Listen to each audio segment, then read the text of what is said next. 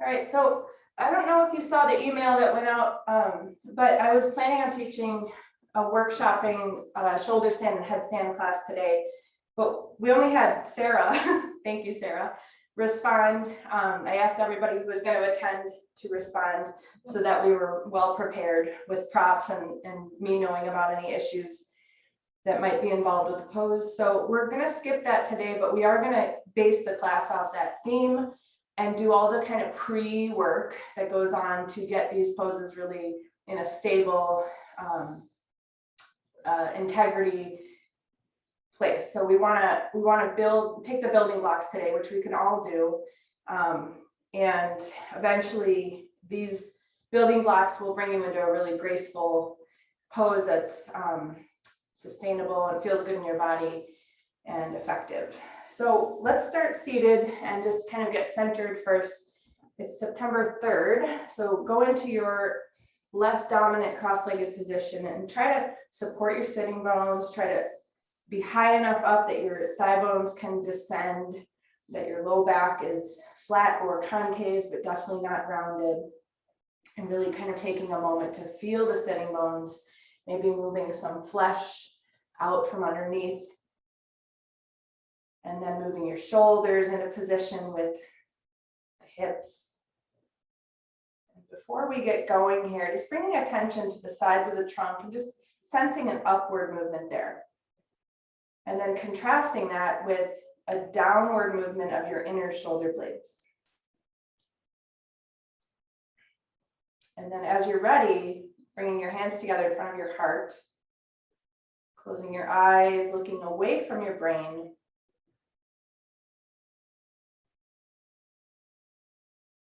Bringing more attention into the body, into the breath.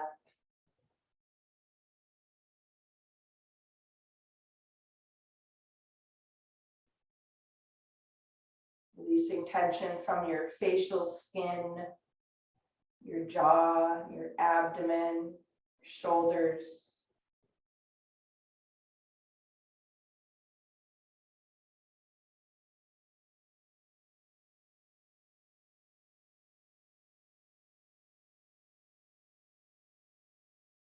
We'll just use the tool. Mantra actually means mind tool.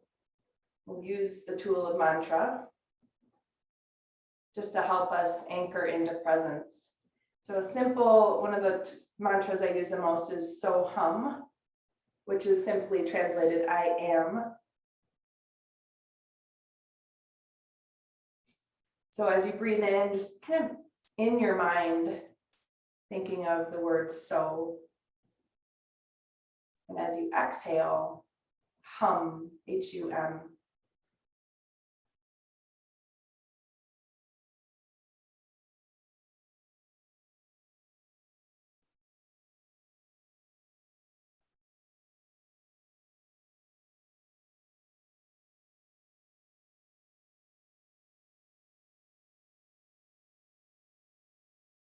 With your next hum, your next exhale, bowing toward your heart.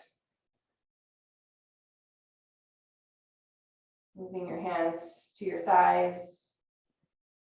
And as you're ready, lifting your head and letting your eyes come open. And welcome.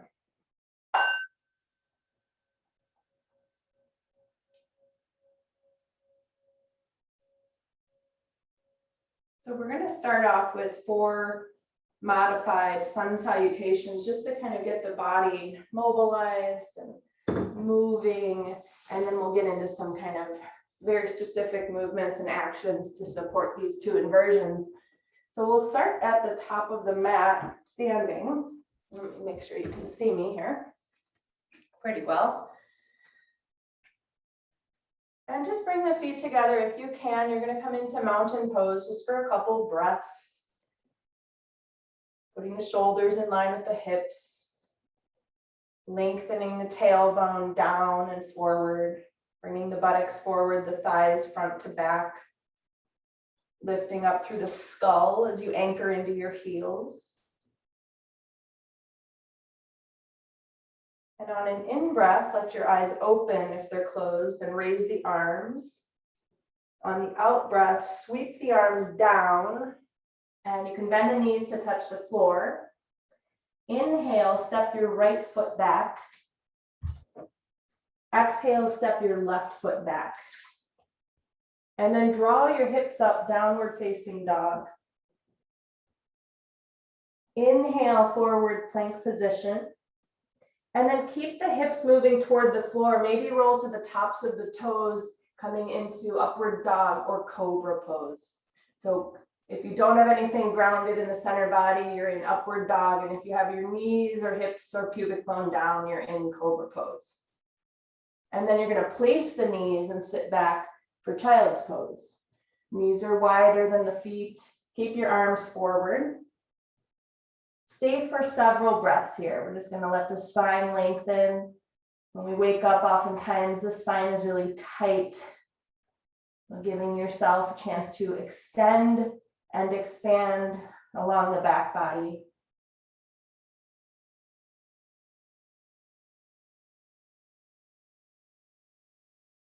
On an in-breath, coming back to downward facing dog. Exhale. Bring the hips way back.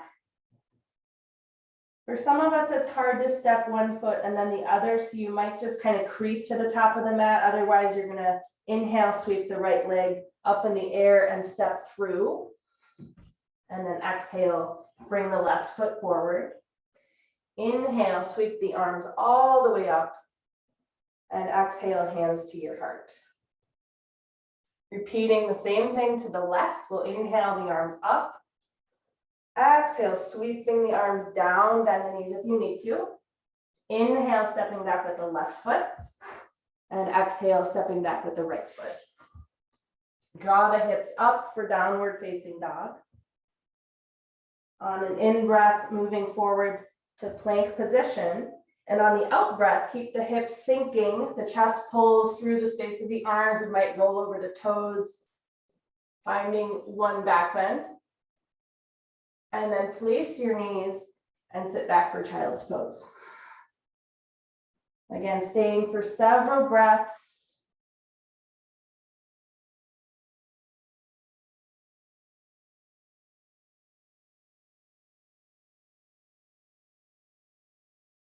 And go ahead and find your way back to your downward facing dog. Inhale, raising the left leg. Exhale, stepping through with the left foot. Step forward with the right foot. On an in-breath, raise the arms, come all the way up. And exhale, hands to the heart. So we'll do two more slightly less modified.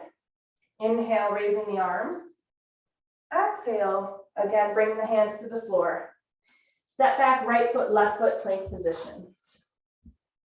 You're going to draw the hips up for downward facing dog. Then you're going to move into plank position again. Exhale, chaturanga dandasana, bending the elbows. Inhale, push yourself back up. And exhale, draw your hips back. Just bringing a little bit more power to the arms, the upper body. Stepping forward with the right foot, then the left foot. Inhale, raise the arms, come all the way up. And exhale, hands to the heart. So one last sun salutation. Inhale, raise the arms. Exhale, sweeping your fingertips to the floor. Stepping back, left foot, right foot, plank position. Shoulders above the wrists. Pull the hips up, downward facing dog. Inhale, back to your plank position. Exhale, bend the elbows, chaturanga dandasana. Inhale, push yourself back up. Good. Bring yourself back to downward facing dog. Stepping forward with the left foot, then the right. Inhale, sweep the arms up. And exhale, hands pass by the heart center. Release the arms. You're back in mountain pose. Join the legs and feet if you can.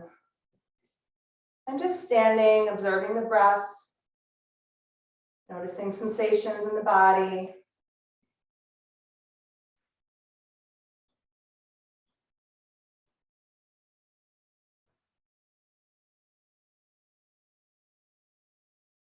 Okay, wonderful. We're going to move back to the floor. the common denominator of the two inversions of shoulder stand and headstand are the dorsal spine, is the dorsal spine.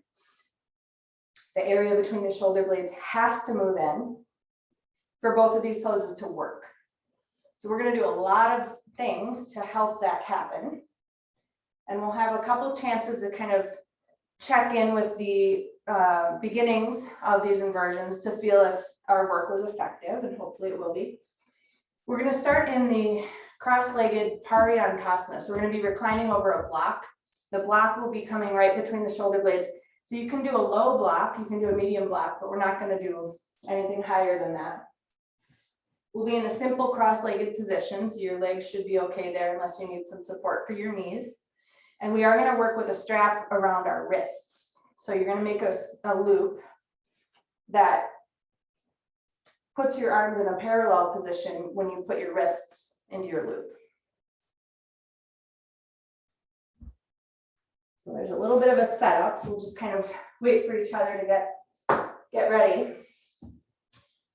And I usually use my hands, my thumbs actually, to guide myself onto the block. You want it kind of right behind the sternum. I forgot to tell you about the head block, so make sure you have head support.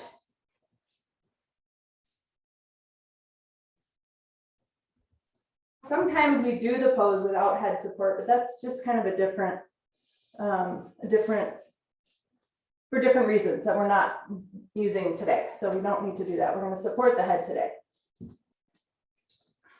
Okay, so once you have reclined back on your block, you're going to have that strap around your wrists, and we're taking the arms into the Urdhva Hastasana position.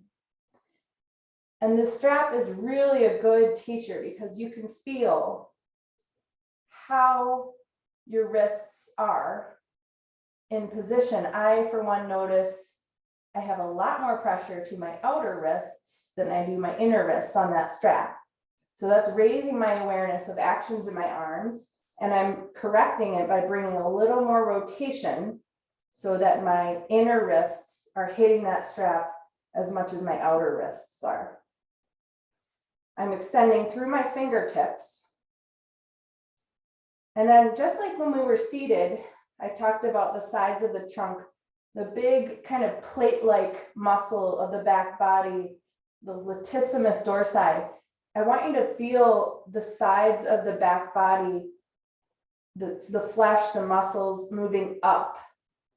And when you're inverted, of course, we have that different orientation because we're upside down. So we want to feel the flesh moving from the lower trunk to the upper trunk, along the sides of the trunk, but then complement that by taking the inner tips of your lower shoulder blades down.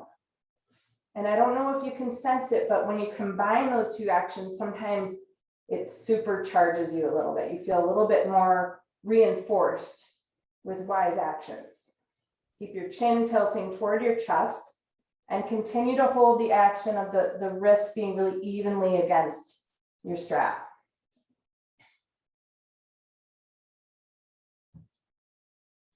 We want to really feel these actions when we are inverting. If we don't, it's really not safe to go up. So we don't really want to do the inversions until we've kind of mastered the dorsal spine moving in and the action of the latissimus dorsi and the shoulder blades. Good. Your arms are probably getting tired, which is a good sign. You can just slip your wrists out of your strap, and you're going to use your arms, probably your forearm, to help you roll off to one side. So bring some weight onto that arm, help yourself up. We're going to kind of carry that into our downward dog. The thing I'm going to say here is when we strap the elbows, we're going on top of the elbows for downward dog. It can be kind of awkward where it hits the head or the forehead. The best solution I have found is to put my head between the loop. So in other words, not in front of it, not behind it. But if you have that kind of proportions where you end up hitting the strap with your head, the best position for the head and for the alignment of the pose is to stick the crown of your head through the middle of your loop, okay? So this will give us kind of similar feedback of how we use our arms and where we might be imbalanced. These imbalances can show up as kind of weakness in the pose. We're trying to kind of suss these out today. Okay, so your knees are in line with your hips. Your wrists are going to be slightly forward of the shoulders. So bring your heels of your hands right a little bit forward of the shoulders. Your middle fingers are the straight ahead pointing fingers. And then your thumb and index finger, you're going to anchor into those, like especially so. So you're going to really root down into your thumb and index. Now turn the toes under and exhale, extend the legs. And there you have the head maybe hitting the strap. So if that's the case for you, plop the crown of the head in the middle of the strap. You're going to try to keep good pressure of the elbows, elbow joints into the strap. And if you need to, you might need to shorten the strap. If you feel like you're a little bit too open, if your elbow joints aren't fully extended, you might need to cinch down your strap. So remember, in this pose, we want to roll the inner wrists toward the feet, but we want to shoot the inner upper arms toward the hands. So the strap is hopefully giving a little bit more feedback than you would have if you were just doing this without it. Inner wrists toward the feet, but the inner upper arms toward the hands. Meanwhile, really evenly working your elbow joints into your strap.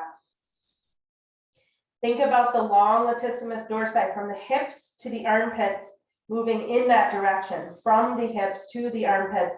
Then stick those inner shoulder blades toward your tailbone, toward your lower back. See if that amplifies the work you're doing here at all. Now you're probably getting tired again, so go ahead and place your knees. Good work, everyone. And you can move the strap aside. Just take a moment to rest your arms, come into child's pose. You might tuck your hands under your head for this version, just to give the arms a little break from that really full, deep extension.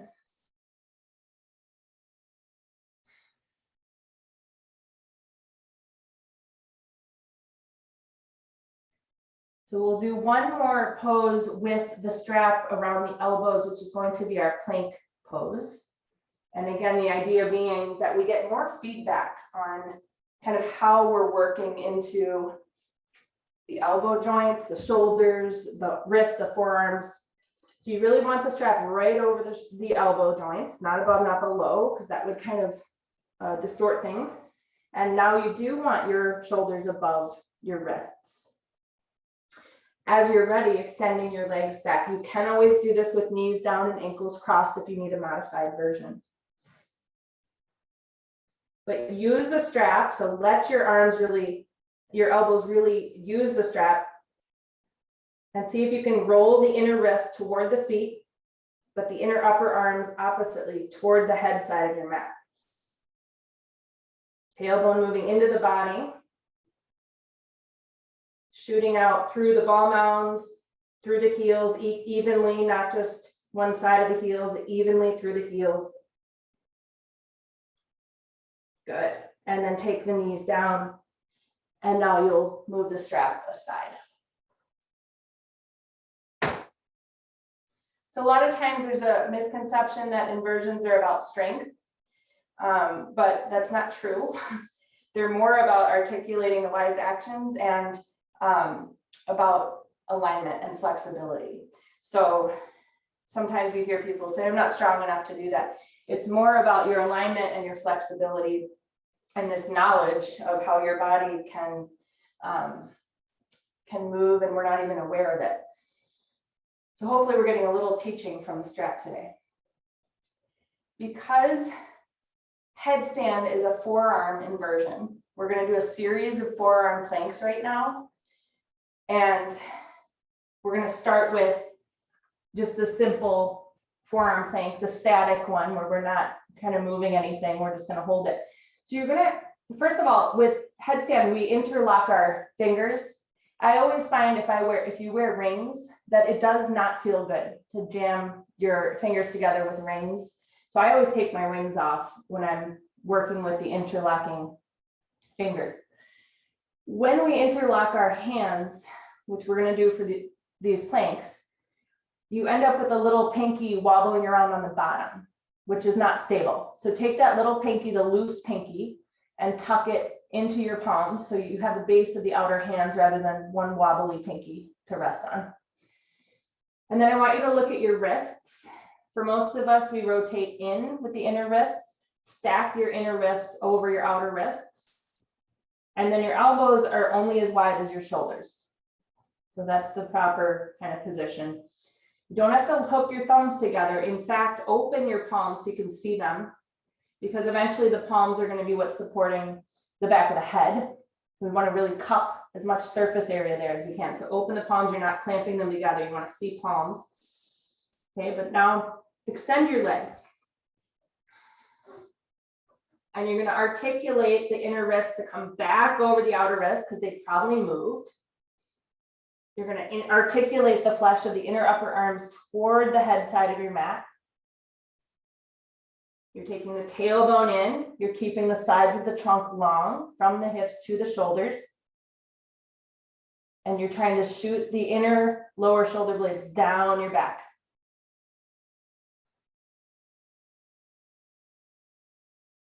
Okay, go ahead and place your knees and sit back for child's pose.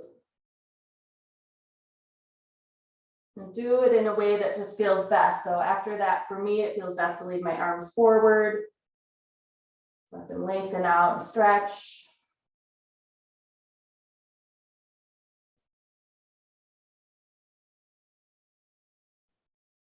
We're going to do a version of the forearm plank position that articulates the transverse abdominal muscles. So of course there is some strength associated and required for the inversions, but it's really not solely about strength.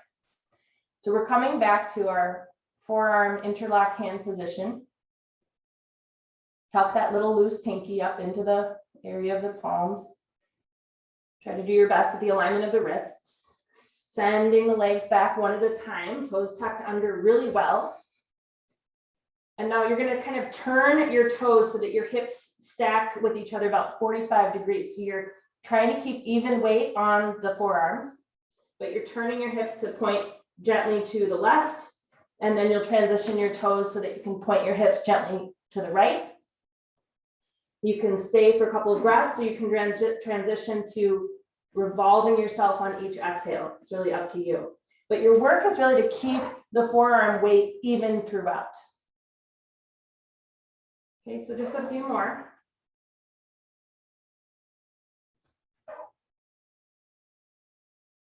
And next time you come back through the center, you can place your knees and sit back and rest in child's pose.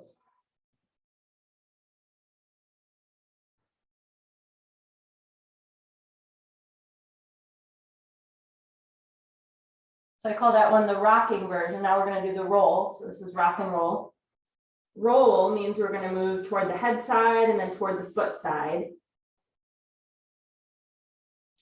So as you're ready, come back to your interlocking tucked pinky position, essentially your headstand preparatory position. And then you'll extend the legs back one at a time. On the inhale, you're going to roll towards the tippy toes so your head moves beyond the hands. And on your exhale, you're going to push back into your heels. So we're bringing movement into this because when we are inverted, there's a lot of micro movements, just like when you're in mountain pose. There's a lot of movements that flow through the body, and we have to learn how to respond to them quickly and intelligently with wise actions. So just bringing a little bit of movement. You're inhaling your weight forward onto the tippy toes, and you're exhaling, sending it back.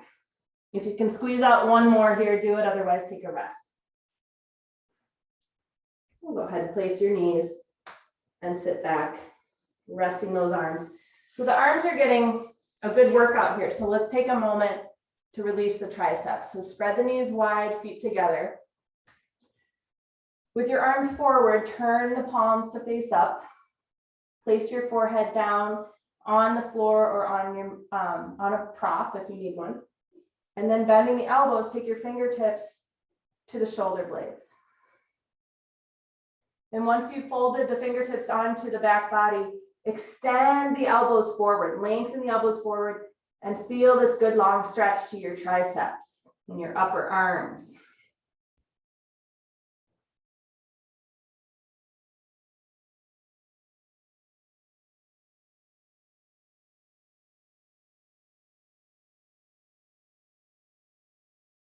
And go ahead and extend your arms again. We're going to do one more piece. So this is, we're going to begin to just feel what will be involved when we move from this plank line to more of an inverted spine. So when we move from a spine that runs with the floor to a spine that runs perpendicular to the floor. So what we're going to be doing is just kind of walking in or seeing how far we can walk in. So go back to your position, interlocking the fingers, finding good spreading between the palms. The pinky is tucked, the wrists are stacked, the elbows are under the shoulders. Take your legs back one at a time, toes are well tucked. Starting from plank position, you're going to start to tiptoe in. Just see how far you can get.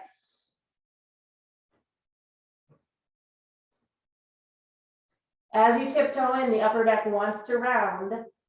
So keep your shoulder blades really inserted toward the chest. Good. Wonderful. And start to creep the feet back and then lower the knees. And one last time, taking resting child's pose, whatever that looks like for you.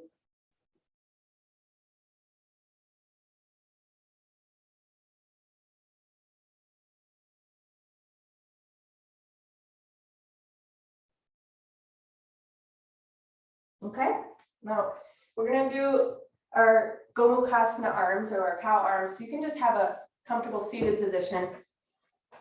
We will work with no strap today because we're just going to do the top arm. We're not going to work with the bottom arm. So all you need is something to sit on.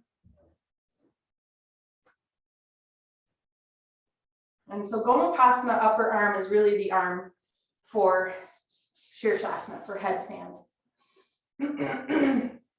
So let's begin with the right arm extending up.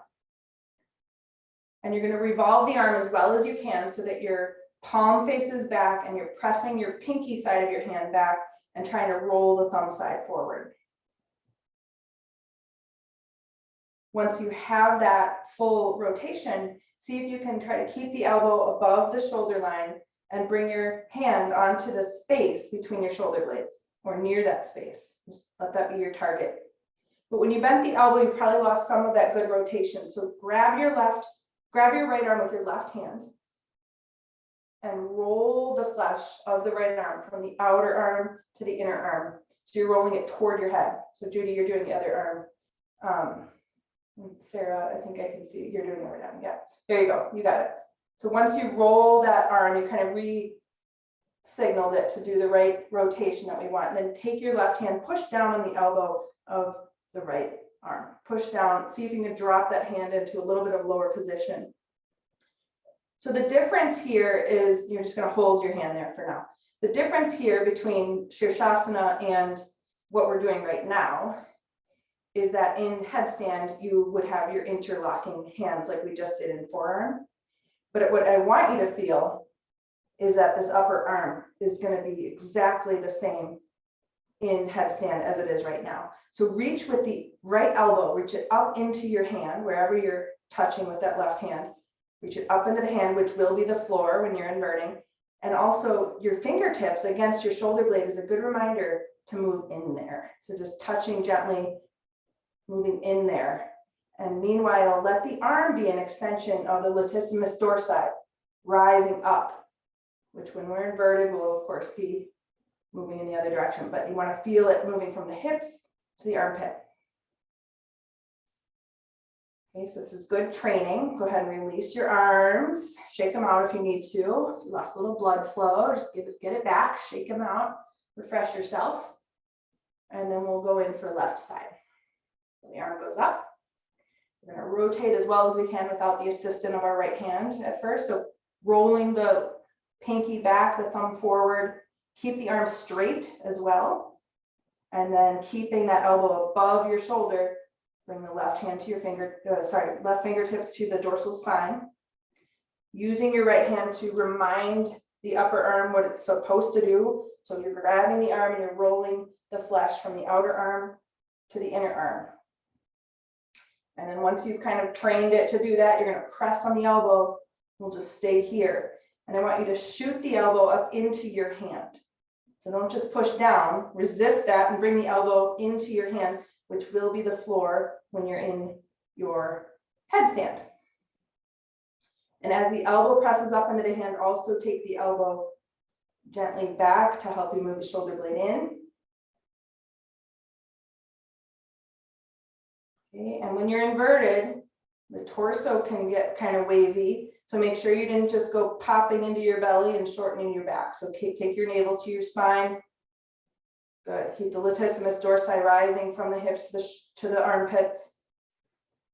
Good. And now release. We'll shake it out. Okay, so we're going to see if we can put that together, but then take the position of Shirshasana. So you're going to interlock your hands.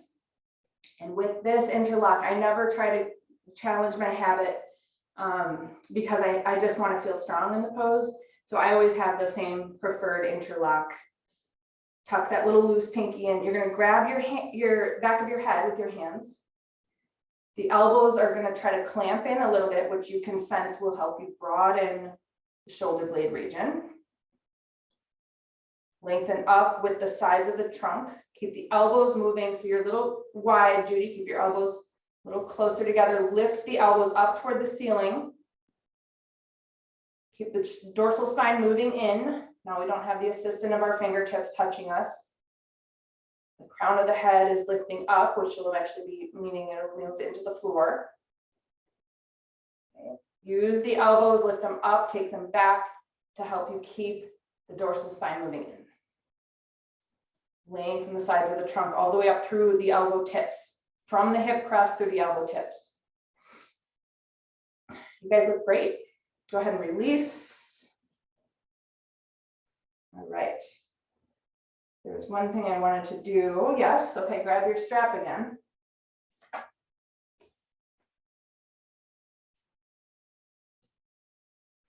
So we did this in the Paryankasana, reclining on the blocks, but I wanted to revisit it just with the upright version.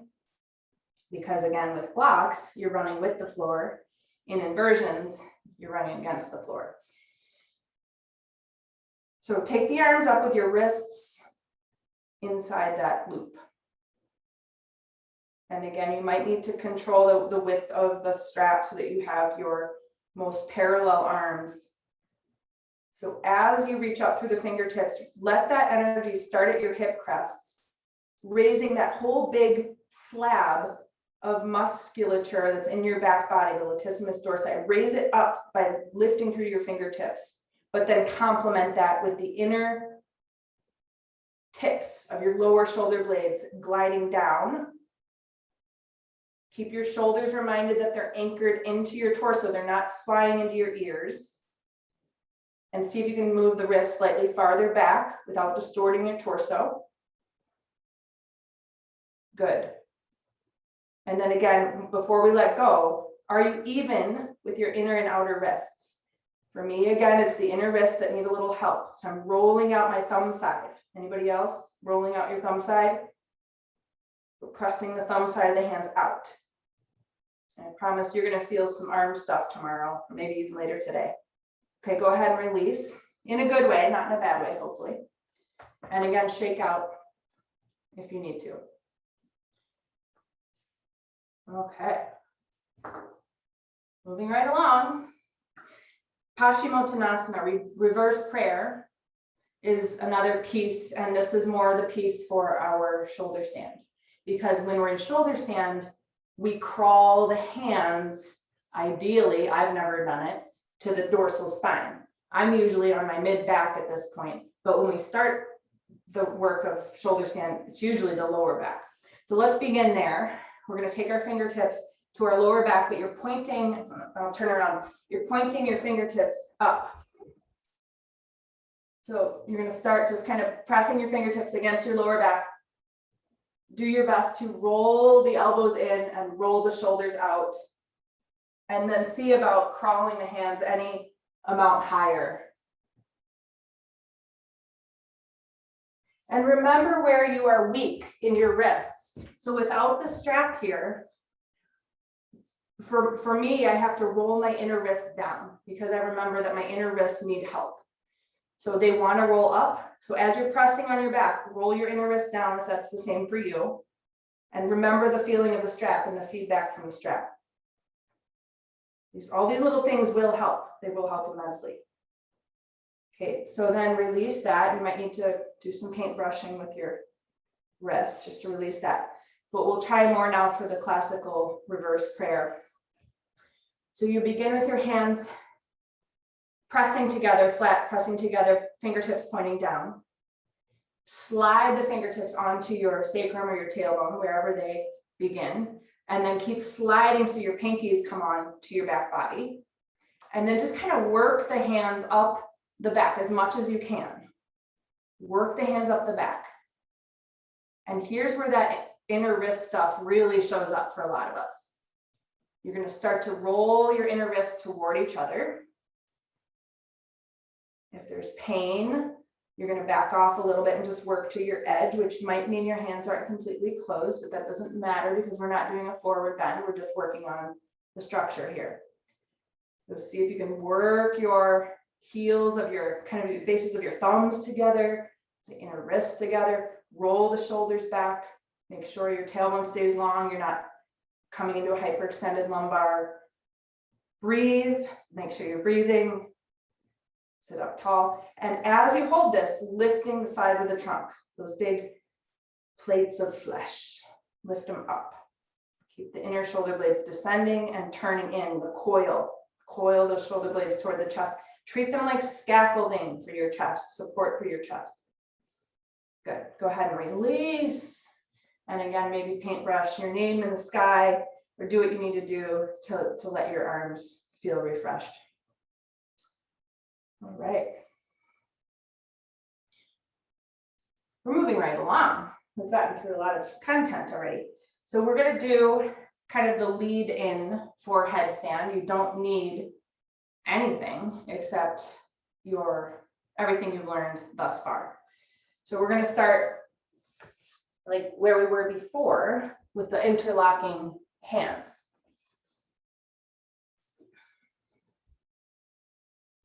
So one way to kind of measure, instead of just eyeballing the elbows, is to actually take your hands and grab your opposite elbows. And when you can reach them, that's your kind of your perfect spacing from elbow to elbow, the width of the elbows. And then you're going to go back to interlocking the hands. So we're going to spend a little more time with that now. Go back to tucking your pinky, opening your palms, stacking your wrists.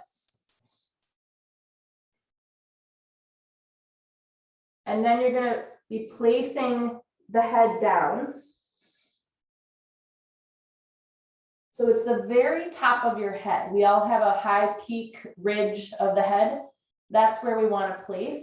And the hands cup the back of the head. We want to really smush the hands and the head together. Don't be shy. So really grab the hands. And this just came out of India, but now they're allowing your hands to kind of roll out a little bit. It used to be that your hands had to remain completely kind of upright. Anyway, these changes are always happening. They're interesting to kind of watch, but you want to really snuggle your hands and your head together is the point. Keep rolling the inner wrists back up if they're flopping toward the floor. Keep rolling them more into alignment with the outer wrists. And now turn your toes under and extend your legs.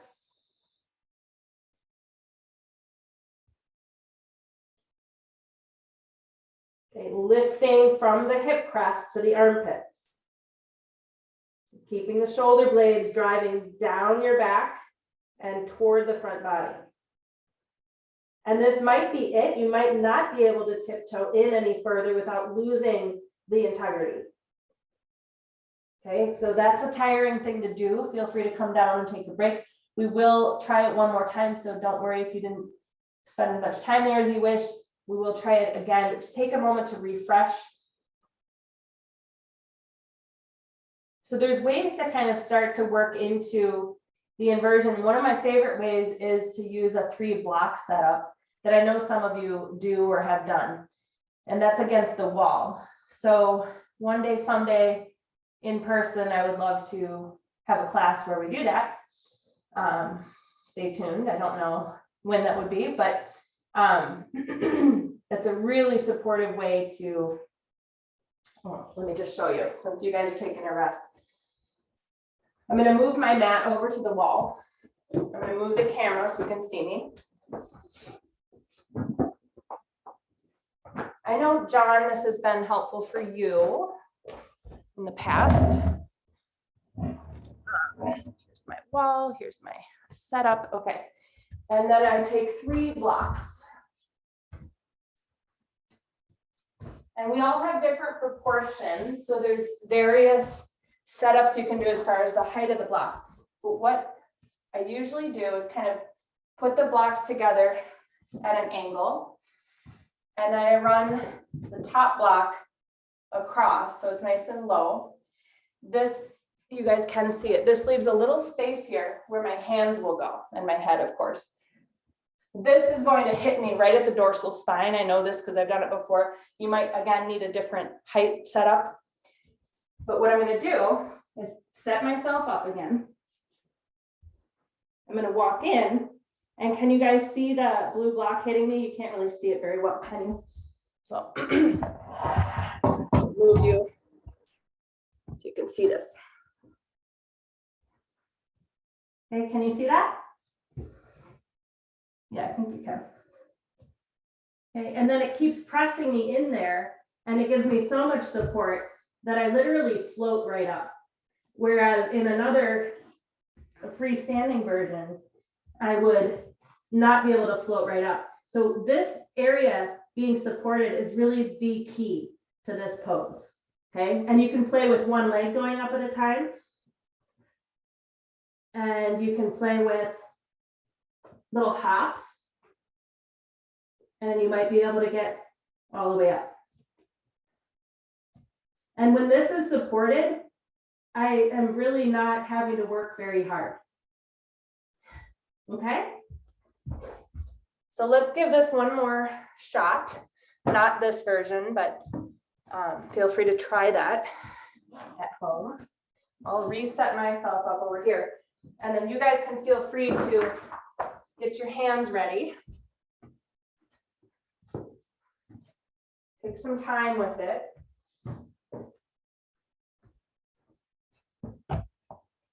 Be nitpicky about it. Good. One more thing about the hands that I didn't mention. The flesh of the outer hands, try to roll it out. So don't let it roll in with the palms. Try to roll it out. So toward the knuckle side. So I'm kind of dragging and using my sticky mat to help me do that. Take your head down.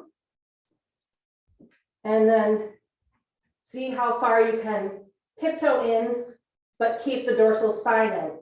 So let the dorsal spine staying really into the chest be your limiting factor, not how close you can take your toes.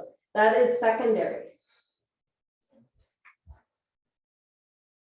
Beautiful. You guys look amazing. John's up. Good, John. You're looking great. Okay. Now, John, you just got up, so if you want to stay longer, you can. Those of you that need to come down and rest, I want you to rest in child's pose. Usually child's pose is the follow-up counter pose for Shirshasana, headstand. And you want to spend at least a minute. So giving yourself time to really surrender your effort and let the breath. Nice descent, John.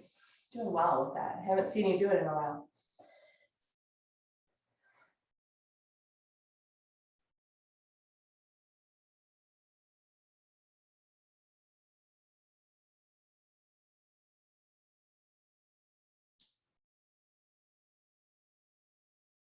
So once again, I'm going to, I guess I shouldn't have moved myself because I want you to be able to see a side view. Keep holding your child's pose. And I am going to just set up for another side view here for our shoulder stand work.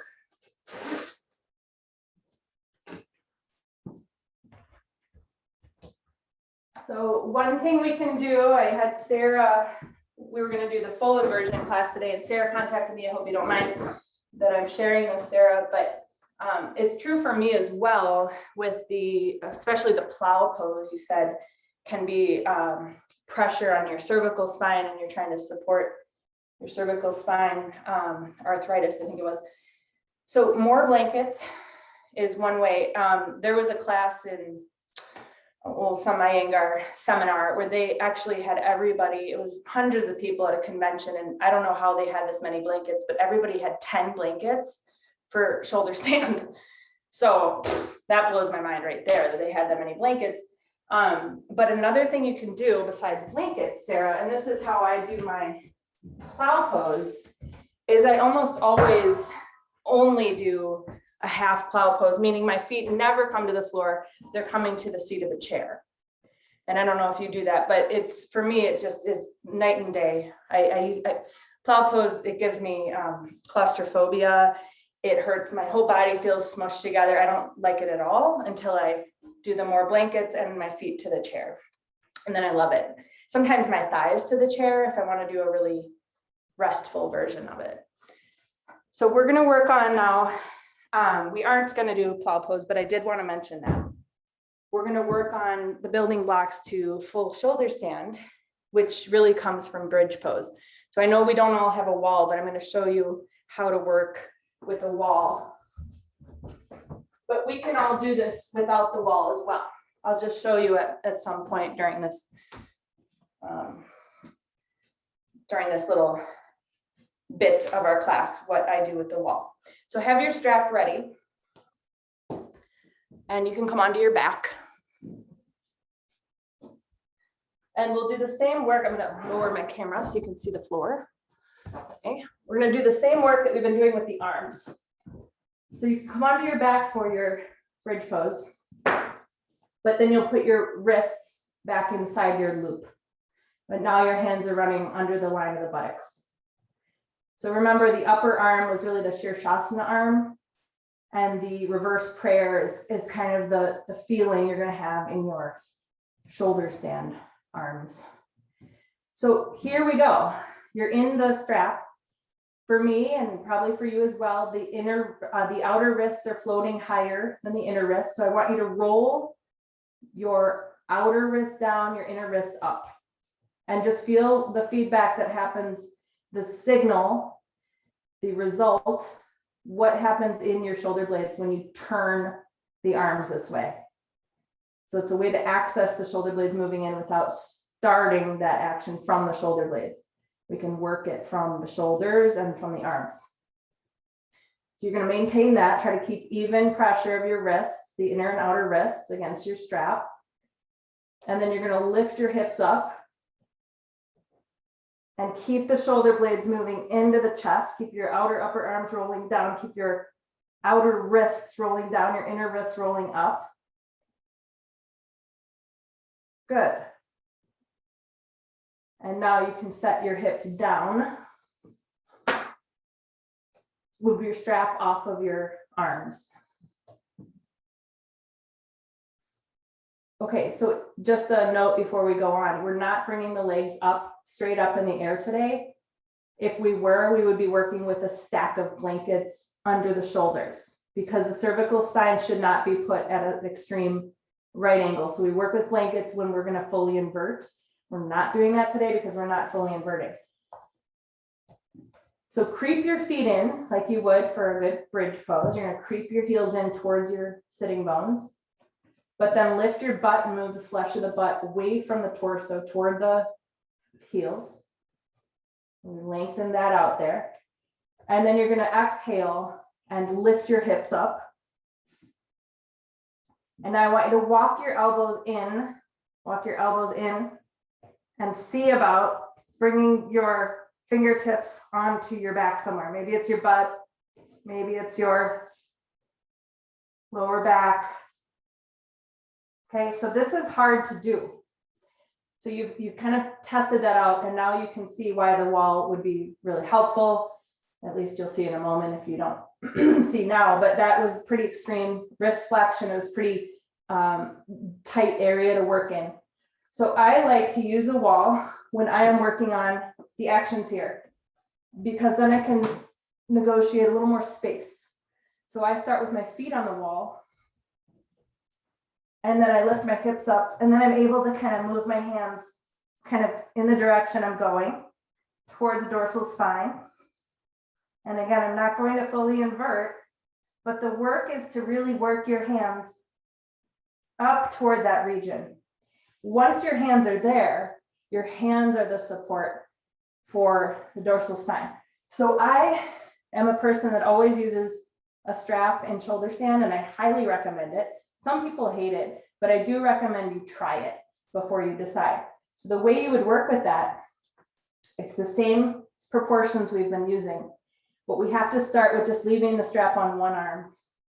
I usually choose my non-dominant arm because I need to kind of finagle the other end of it when I'm up there, and I want to use my kind of my dominant side to do that. So you would leave it there. You would raise your hips. Once your hips are up, then you can work your other arm into your strap. This contains your elbows.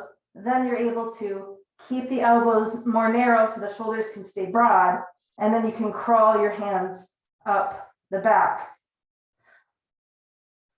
Okay, so these are things you can do at home without fully inverting that will help you build on the integrity of these poses. So I know for some of you, do we have the time? Let me see. We don't really, but I always use 3 blankets. I use the proportion of, so for the last couple minutes here, I'll just show you what I do and you can take it or leave it. I use 3 blankets opened out to those rectangles. You want to be really kind of obsessive about how neat they are because it matters. You want one clean edge. You're going to work with the not, if you have Mexican blankets, you're going to work with the not fringy side of the edge, the clean folded edge. They're 3 stacked blankets. They're not one here, one there, one here. They're all neat. And then I like to make a sandwich out of it. So I double my mat up over that so that my body has some traction. I'm not sliding around on a cotton blanket. Okay, so then the last piece of my setup is a block, which helps me lift, but it also helps me come down without feeling like I'm crashing to the ground. So I put a block here, just a low block. That's where my sacrum is going to be. I love using a wall to get in and out of this pose. So that's something I do most days. I use my wall. I've had a history of lower back issues, and usually it's exacerbated in the past by this pose. So I'm very careful with this pose. And so I'm always probably going to use the wall. Oh, we're in the dark. So I got this light. Here it is. And hopefully when it's on, you can see me better. But here we go. Here's the full version. And if you know the pose and you have the props and you're able to do this along with me, feel free. But I'm bringing my shoulders right to the edge of the blanket. I'm leaving an inch of room because when I come up, my shoulders will move. What I don't want to happen is that they go over the edge. I want these shoulders high off the floor for my neck. Then I'm going to lift my hips and I'm going to get that strap on like we did. Then I'm going to take hold of my back and I'm going to work into my dorsal spine. By the way, I just looked at the camera. That's a no-no. Once you're inverted and you have some pressure here on your neck, do not turn your head. Okay, and then maybe the legs go up. Maybe you just work here, but you have nice support now for your neck. So one more piece, because it's kind of like the Princess and the Pea, is I know that my wooden floor doesn't feel good against my head. So if I were taking more time with this, I would probably have set down a little blanket there or even a sticky mat pad so that I don't have my head directly against the hard floor. So I'm going to continue to lift the latissimus dorsi, move the shoulder blades in and down, which is up now. Keep working into the dorsal spine. Once my hips are above my shoulders, then we come up, okay? And then you take the strap off. Your back comes down on that block that you've placed. You can start to crawl toward your head side. And one of the best counter poses here is to bring your shoulders and head even, leave the hips elevated, and either take a bound angle position or a cross-legged position. And see where we are. Okay. All right, you guys. We're going to start to get ready for final resting pose. So if you just came out of shoulder stand, by all means, you can take your Shavasana there in that counter pose, or you can stay there as long as you need to kind of relieve that pose. But we're gonna, when you're ready, let's come into Shavasana.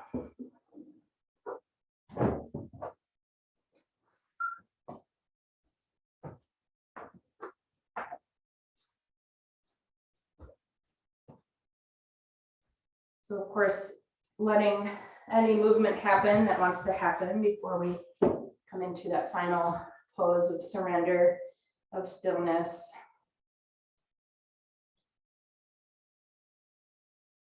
I'm really just sitting with whatever remains from this practice. Being more curious and interested than judgmental. Running a body scan from your head to your feet. Noticing any areas that are still on board with effort, and just excusing all effort from the body.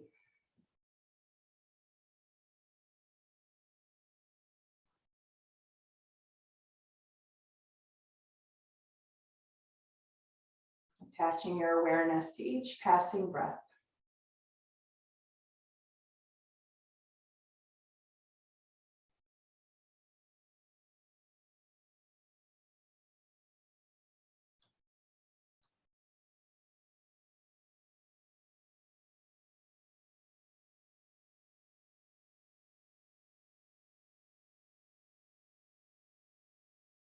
The whirls of our consciousness, little dust devils of thought.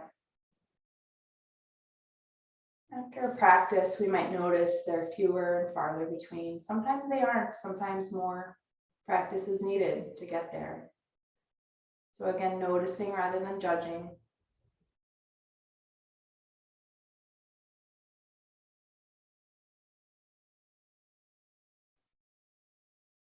I will say that usually in my tradition of yoga, shoulder stand is always the final pose because it really does lead us into a quieter state. It helps us withdraw the sense organs.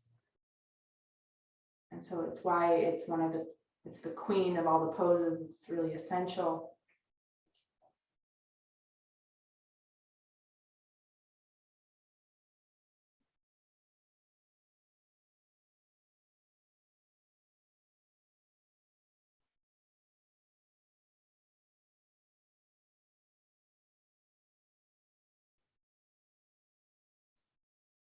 Feel free to stay longer if you like. If you're ready to bring yourself out of the pose, just start with some deeper breaths. Maybe bringing movement into the body from the outermost parts of your body, the fingers, the toes, rocking the head. Then maybe bringing some bend to your knees and elbows. Hands coming to the belly or the chest. Soles of your feet sliding onto the floor. Letting your weight shift to one side, coming into the fetal pose, following the corpse pose.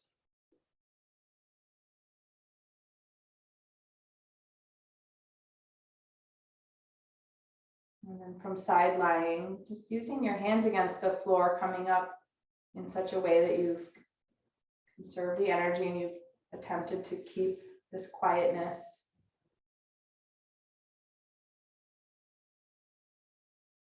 And then once you're seated, just taking some time to really hold the spine erect, holding the brain erect. Join your hands together in front of the heart. Just thanking yourself for this practice, for your efforts, for showing up, for your body, for your mind, for your heart. Let's take a deep breath in through the nose and let it go. From the place within me that I know to be divine, honor that place within each of you. Namaste.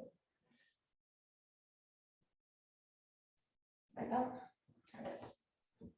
So just as a reminder, because we're kind of limited with Zoom, I'm always welcoming you to reach out if you want to meet for a few minutes or 20 minutes on Zoom to go over anything or to troubleshoot or help with your setup at home, anything. So feel free, that's complimentary. All right, you guys have a great weekend and I'll see you soon. Thanks for coming.